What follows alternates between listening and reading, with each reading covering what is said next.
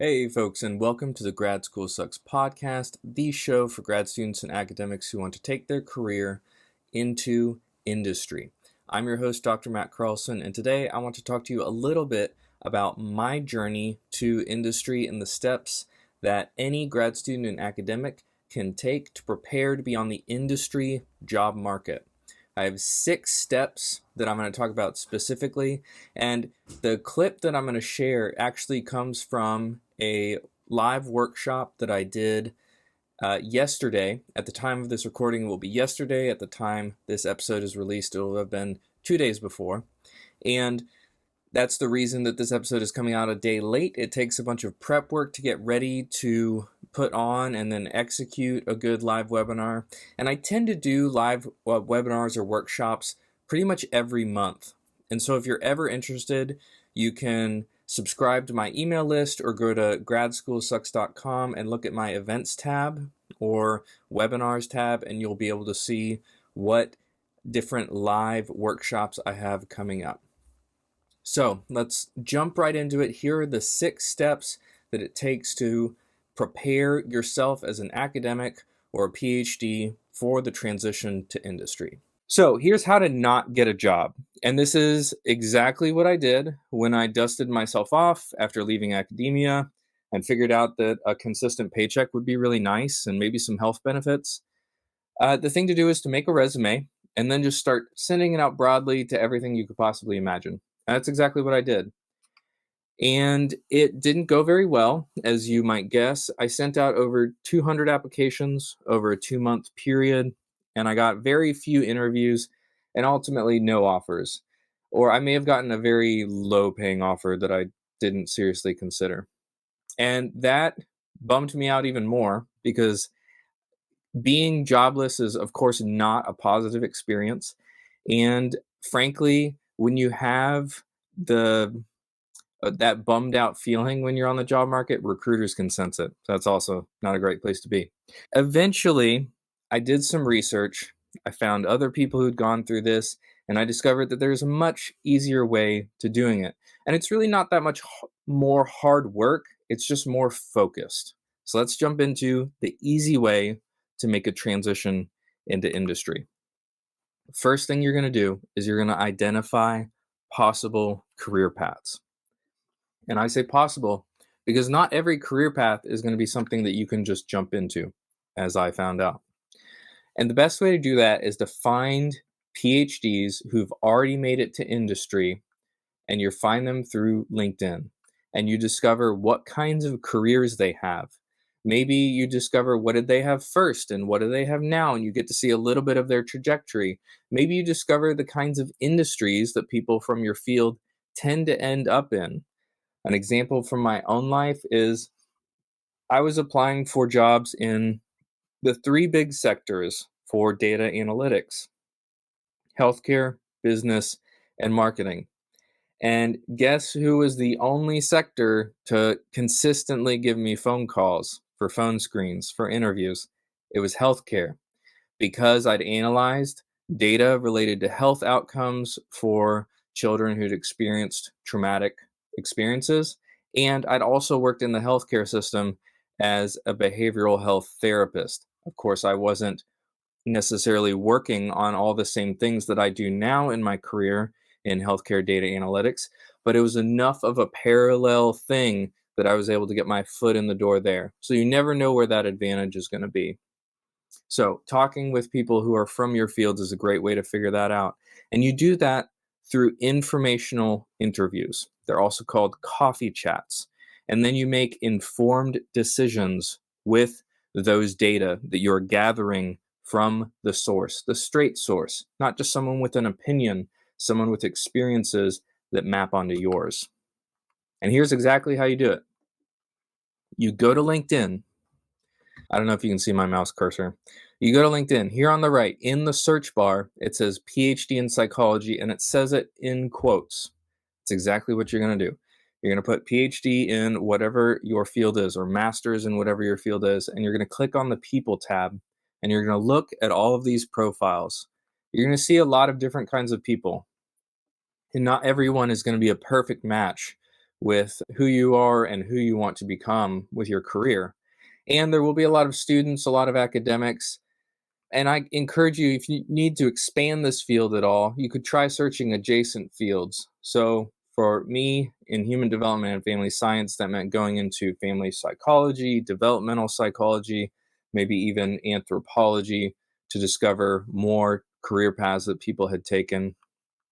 And I will note, there is a limit on free searches that you can do on LinkedIn. LinkedIn, it seems like more and more is restricting their free capabilities that they offer people and really just pushing more people towards premium. And premium is like $50 a month, maybe $60 at this point. And I think it's definitely worth it when you're actively applying to jobs. And actively applying means you want a job in the next 3 or 4 months, and you are spending a significant amount of time, at least 5 to 10 hours a week, applying daily. So if you're in that position, I think getting LinkedIn Premium is a great choice. But let's move on. Number two, you're going to build your professional network. So you remember just one step ago, we found all these people. So now what you're going to do is you're going to reach out to them. And you could build your network in other ways, like in-person events, handing out business cards, doing all that. But I think that one way, informational interviews with PhDs on LinkedIn, that is a surefire way to grow your network and learn what you need to learn in order to get a foot in the door for your first job. To do these coffee chats, you've already found the PhDs. All you got to do is connect with them and then ask them to meet. Video chat is obviously what we typically do today. That's a great way to do it. And just talk to them. And you don't have to make it an hour. Literally 20 minutes or even 15 minutes is enough to gather some good information from PhDs from your field who already have an industry job. And then you'll make some requests at the end. Maybe if they have, excuse me, my throat's a little dry. If they have if they have a job that you know you want, you could ask them for a copy of their resume so that you could use it as a guide on your own. Many people are pretty amenable to handing out their resume, and that is a great way to go about making your first resume instead of just starting from a blank page, which is a terrible experience. Then you're also going to say, do you know 2 or 3 people who you think I should talk to? And they're going to end up knowing other people in similar roles from similar fields who will be able to expand your network even more. Frankly, just reaching out to 4 or 5 people could lead to you networking with 10, 20, or even 30 because of the snowball effect of networking. Oh, and I have a couple gifts for you all who've attended live, and I will drop the link in 10 to 15 minutes in the chat and tell you how to get these free resources. But one of them is just a little connection request that you can copy and paste and fill in with your own information. You are really limited on the kinds of characters that you can send on LinkedIn, so I've got a good guide for that. And then I also have a coffee chat guide for folks who just haven't done a coffee chat before and they'd love some example questions to look at and the reminders at the end. So I've got that available for you as well. So just hang in there for another 10 to 15 minutes and we'll get to that. And this is frankly the thing that so many people push back on. And I really want to encourage you, just reach out. The first 1 or 2 might be a little awkward, but it'll become really normal. And the insight that you gain from doing these informational interviews is more valuable than hours on YouTube. It's more valuable than reading a book on how to get a job. It's honestly could be even more valuable than coaching. The connection and the insight with PhDs who've walked your path and who are where you want to get to, it's just frankly, I would pay money to have that. And the best part is you don't even have to pay. The vast majority of PhDs in industry are very happy to talk to grad students and academics who want to make the journey over to industry. You just got to reach out. All right, that brings us to step 3, selecting a career path. And I say a career path, not multiple career paths. One job title, one career path.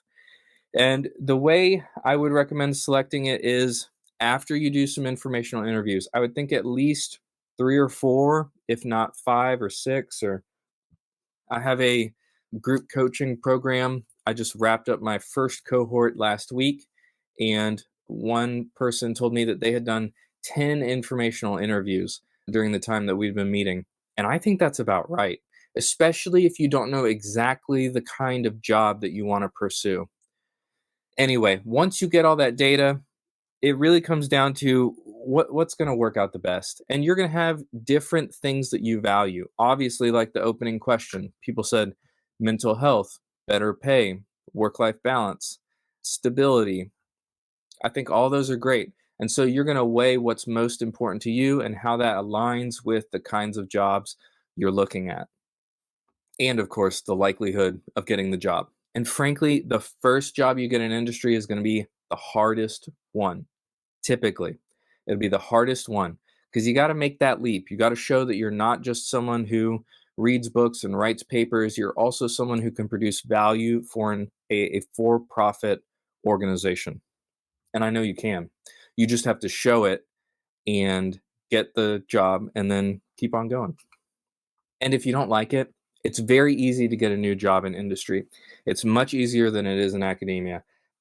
I had 15 publications and grant money, and I couldn't land another academic job. And I could have downgraded from a research scientist to a postdoc, but I was the main bread earner, and that wouldn't have been a great decision. And I wanted to move closer to home. I should have just gone industry sooner. Anyway, much easier to switch jobs in industry than academia. All right, step 4. We're over halfway done with this part. You're going to create some application materials. Now, notice we're doing this after we do informational interviews. You've been able to absorb all that information. You've gathered some resumes from folks you can use as examples. You now know people to emulate. And guess what? You can just pull up their LinkedIn profiles. And so you're going to start by using these people and their resumes and their LinkedIn profiles as templates. And ultimately, you will end up not using the majority of your CV. I don't have my my resume pulled up, or I'm not able to share it right now. But if I were to share it to you and I were to compare it to my CV, it would look very different. The things I emphasize would be very different. I have one line on my CV where I mention the number of publications and conference presentations that I gave. And frankly, that was like 5 or 6 pages on my CV. So you'll end up just redoing everything. And that's okay. That's just how it is. And an example layout of how to do an industry resume is at the top, career achievements. Obviously, you have contact info at the top, but career achievements, just a couple lines about top level things that you've delivered, whether it's research projects that you've managed, grant dollars you've won, et cetera, et cetera. Then the main body is going to be your work experience. That should cover at least 50% of the page, focusing on quantified impact. And then, of course, your education at the very bottom, just the top level details of your education. Here's a good example. And again, if you attended live, I will give this to you. It's a Word doc. You can literally just fill in your information and move along. I will say that I recommend once you fill out this template that I give you, that you go on, let's say like Etsy or Canva, or there's a couple other sites where you can get resume templates. It'll only cost you $10 or $15 to get a resume template, something that looks really sharp and makes you stand out from the crowd. And just think about it. How many resumes out there have used the same Google Doc resume template and the same Word doc resume template? You just need to stand out a little bit. And again, the industry PhDs that you're networking with and gathering resumes from will be good people to talk to and look at their resume and see what they've got going on, because different sectors and different jobs have different trends with resumes, whether it's like color or the amount of text on the page or the things that they emphasize. But yeah, 10 or 20 bucks will get you a great resume template. But this is a good start. You want to just copy paste into the fancy resume templates, not actually do much editing there. All right, and then moving on to your LinkedIn profile. Again, you're not going to reinvent the wheel. You're not going to spend a ton of time on this. You're just going to emulate what others have done. There are 5 sections that you want to focus on. 5. Number 1 is your photos. You actually have 2 photos on LinkedIn. You have your profile photo, which you can just steal from your university website, or just have a friend take a picture of you against a plain wall. And you have your banner photo, or background photo, I think is the other term used for it. It's the one at the very top of your page, very top. And if you go to canva.com with a free account, you can find lots of downloadable banner photos, many of which are like tailored for like specific careers. Like I found one for data analytics, I found another one for healthcare. Some are gated behind the pro version, which is probably like $10 a month, but there's a ton of free options too, and they look pretty good. So if you need something to fill that space, I'd definitely go to Canva. Next is your headline, and your headline serves 2 purposes. The first one is SEO, and I recommend putting the exact job title you want at the beginning of your headline. And that's because when recruiters need to fill a position, they literally, as if LinkedIn is Google, they go into LinkedIn's back end with their like recruiter login, and they type out the exact job title that they need to fill, because typically they're filling it with other people who already have that job title. So if you put that job title in your headline, recruiters are going to see it and just reach out to you. They'll just DM you, hey, I've got this job, please apply. And when you're reached out to like that, you have a much better chance of getting the job than when you're just cold applying.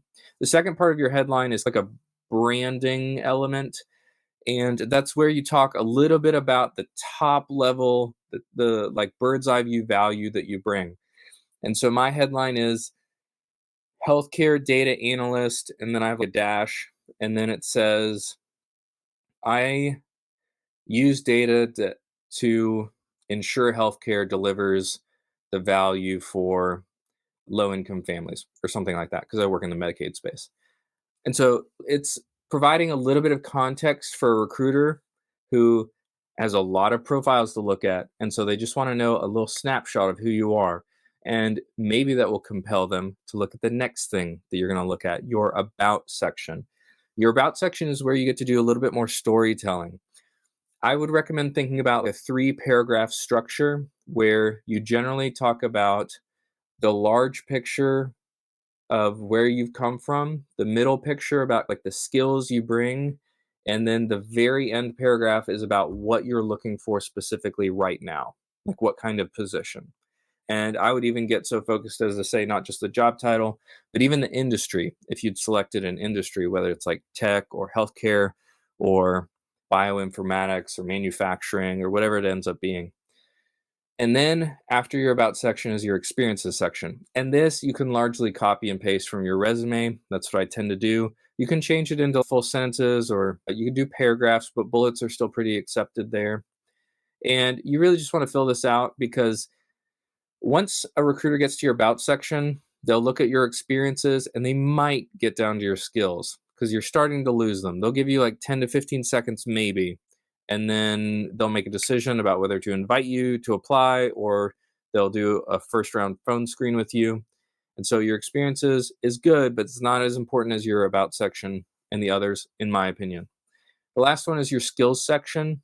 And this is important for 2 reasons. One, because if a job is actually in the LinkedIn portal, if a company or a recruiter is paying for the recruiter package, and you're applying through LinkedIn instead of going to a company website to apply, your skills on your profile will match or not match with the skills in the job description, and they'll basically rank you based on that. So you need to be looking at the kinds of jobs you're applying for, looking at their skills section, and really scraping it for the kinds of skills that you need to be highlighting in your profile. You can have up to 50 skills, and the top 5 skills are your most important, and they'll actually be displayed in your about section.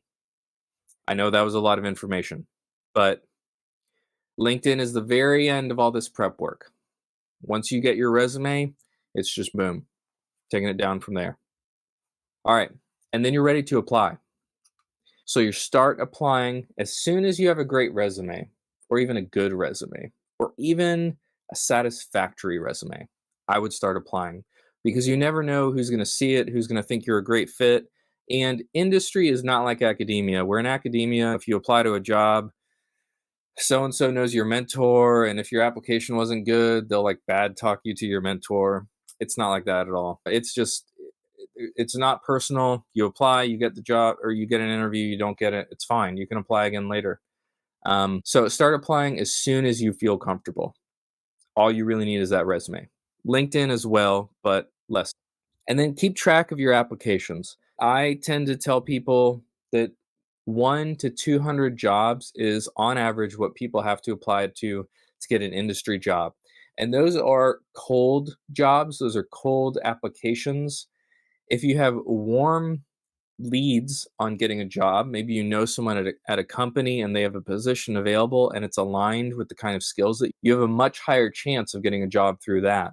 And so you should definitely, if you are able to, put disproportionate amount of work and energy and focus into warm leads. I apply to cold leads and warm leads when I'm on the job market.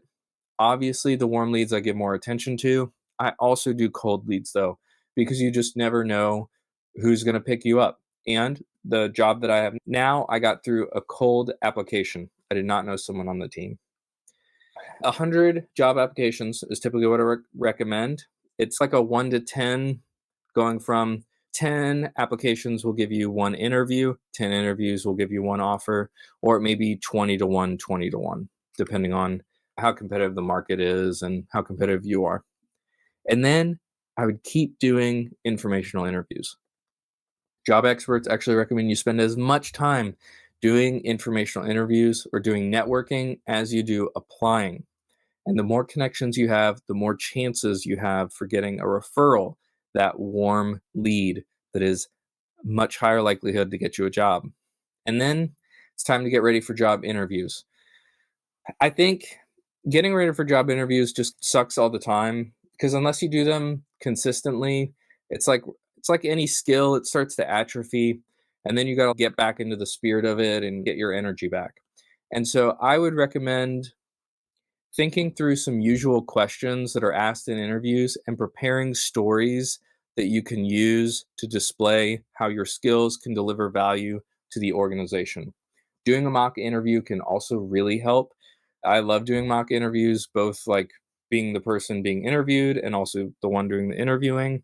I think that nothing can really prepare you for an interview quite like having to talk to another human.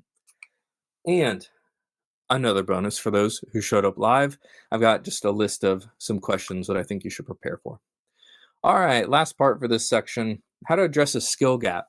And a skill gap is when you don't have a skill that's required. And when I say it's required, it's like actually required. Because a lot of times in job postings, they'll say something is required, but if you meet 4 out of 5, they'll probably give you a pass. And this is particularly true in smaller to mid-sized companies. In larger companies, sometimes there's less of a leeway. But as an example, I wanted to be a data analyst. I didn't know SQL. I applied to jobs in my first round when I did the bad job search, and I didn't know SQL. I didn't try to teach myself, didn't do anything, didn't do any legwork, and it showed. And the second time, I did some upskilling first. I learned SQL. I made like a little project using SQL to show to recruiters, and that went much better. So if you perceive you need a skill gap, I think upskilling can be really a really easy way to address that. Really depends on the kind of job that you're trying to get. And of course, doing the informational interviews will tell you everything you need to know about that. Both what kinds of skills you need and then whether or not you need to upskill before getting a job, or you can just upskill on the job. And frankly, I would say I did both. I upskilled before getting the job, and then I've learned probably more in the job, if I'm being honest, than I did before. And of course, books and YouTube are fine. I'm really preferential to online courses, even the ones you have to pay for. I paid for Coursera for, I don't know, 2 or 3 months. It was about $100 to do the Google Data Analytics certificate.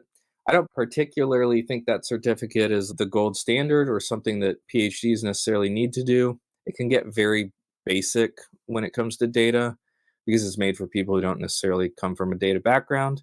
Um, One thing I will say about looking at courses is to make sure you get one that builds in a portfolio project at the end where you use some publicly available data, or if you want to go into UX, user experience design, and you need to learn Figma, you're going to make some kind of mock-up at the end that you can use. And portfolios, frankly, are more important than certificates for most fields. I think cybersecurity certificates are very important, but for the vast majority of fields, portfolio projects that you can show to a recruiter go a long way. But again, this is an optional step. I would only start doing this once you're applying to interview or once you're applying to jobs and you can see that you're not making the headway that you want. Okay, I think we're doing okay on time. Again, 6 general steps: identifying possible career paths, building your network, selecting one career path to follow.